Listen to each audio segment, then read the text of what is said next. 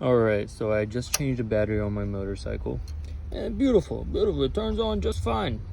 Turn on the kill switch and... Why? Why? What the fuck is going on here, huh? Tell me. Please tell me. Because I do not know. I just changed the battery, my guy. Okay, let's try it again. Kill switch off, kill switch on. Nothing. Nothing's going on. And I just changed the battery.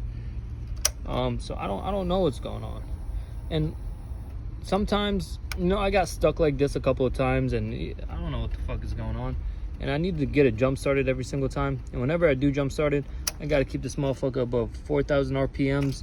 Gotta go rum, rum, rum, rum on the throttle. And if it drops below 4,000, 3,000 RPMs, it dies.